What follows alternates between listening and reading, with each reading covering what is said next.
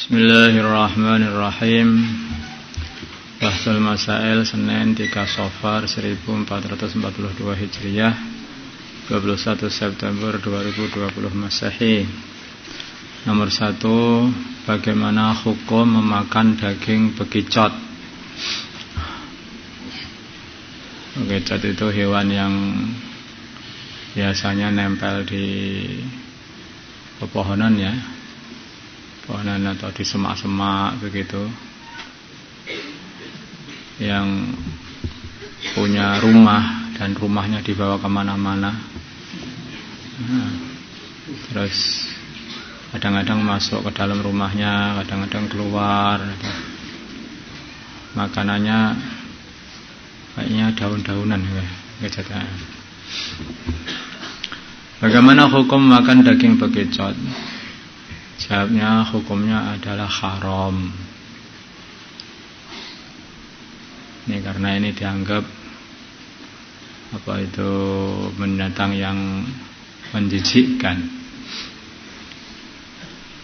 makanya tidak boleh dimakan.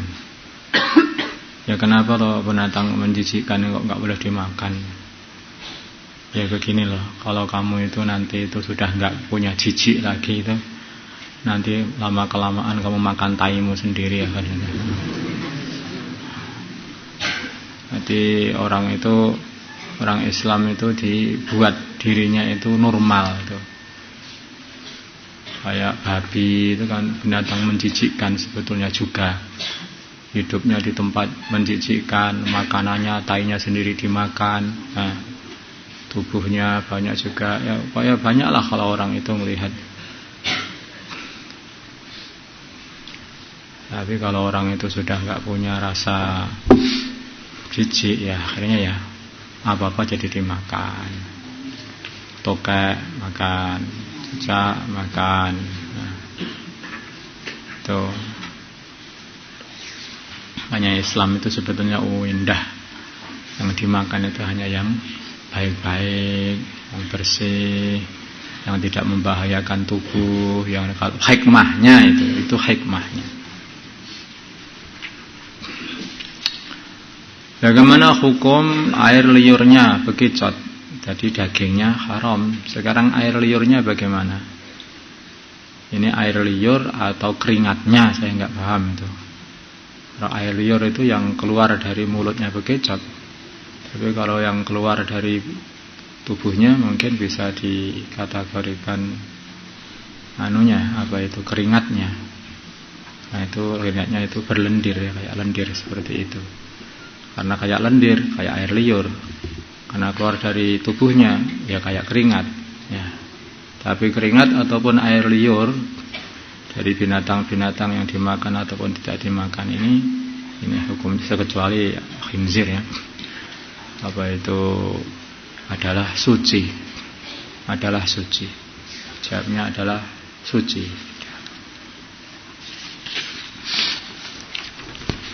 3. Masalah nisan. Sudah menjadi kebiasaan di berbagai daerah untuk dapat mengenali kuburan keluarganya, maka mereka menancapkan batu nisan di kuburan tersebut. Di sebagian daerah ada yang kuburnya hanya diberi satu nisan, kayak kuburan-kuburan pahlawan itu kan hanya satu nisan. Dan ada yang diberi 2 nisan sekaligus, atas dan bawah. Pertanyaan, bagaimana hukum memberi tanda kuburan dengan batu nisan? Apakah sunnahnya dengan 1 nisan atau 2 nisan? Jawab, hukumnya ini sunnah juga. Tapi menurut jumhurul ulama, sunnahnya hanya dengan 1 nisan saja. Nisannya itu hanya dikasih 1 saja. Ada 1 imam lagi yang menurut Imam Mawardi saja ini, itu sunnah juga dengan dikasih 2 nisan. Tapi kebanyakan ulama 1 nisan itu hanya 1. Masalah warung makan, istilahnya warung makan sak puase. sak marme. Siapa yang masuk bayar 100.000 atau 150.000, itu sudah apa yang ada itu boleh dimakan. Di situ boleh dimakan. Itu sudah dihitung sama penjualnya. Orang itu enggak akan, dia sudah ngambil badi istilahnya dengan seperti itu. Tetapi ini yang dipermasalahkan akad jual belinya itu gimana supaya halal kalau membuat warung kayak seperti ini. Berbagai macam cara yang dibuat sebuah rumah makan untuk menambah daya tarik konsumen. Sebut saja warung makan sak puase katanya. Milik Pak Salman. Demi menambah daya tarik pengunjung, ia membuat sistem yang berbeda dari rumah makan pada umumnya, yaitu untuk harga 50.000 menu yang disediakan adalah daging, ayam, sayur, nasi putih dan minuman.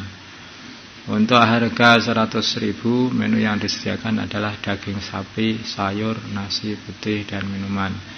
Adapun prakteknya, setelah pengunjung menentukan menu pilihannya, maka mereka memasaknya sesuai selera karena daging disediakan dalam keadaan mentah.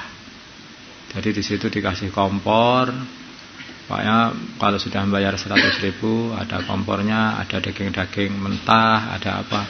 Nanti bisa bakar sendiri di situ atau masak sendiri, ya dimakan sendiri.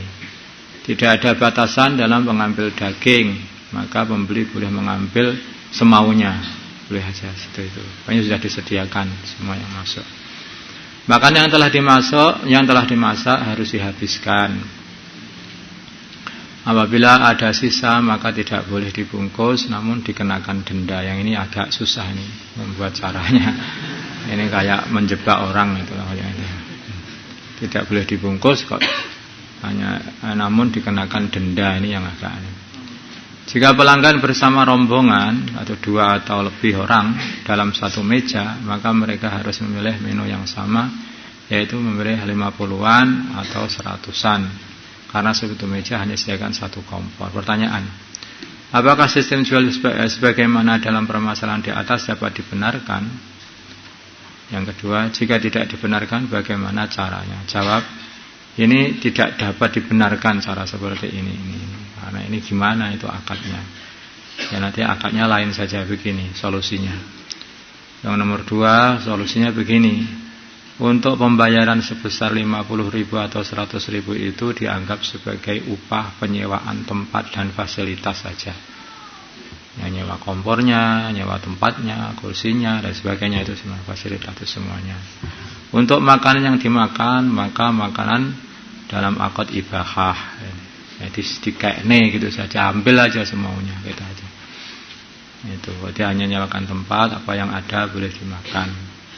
Sedangkan denda masuk dalam dendanya itu di dalam dikategorikan karena merusakkan barang orang lain tanpa izin. Ini yang mungkin agak susah ini masukkannya, itu gimana? Iya.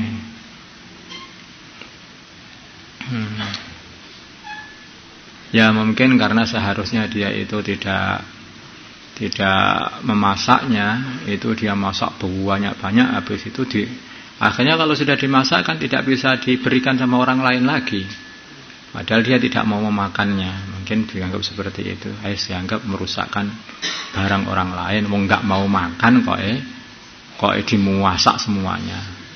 Itu sediakan semuanya, ada 10 kilo daging, ambil semua, masak semua, dimakan dikit terus pulang itu. Ya itu gelne orang itu namanya itu. Ya, mana masak ini mau merusak warung orang lain biar cepat rugi atau gimana kata-kata.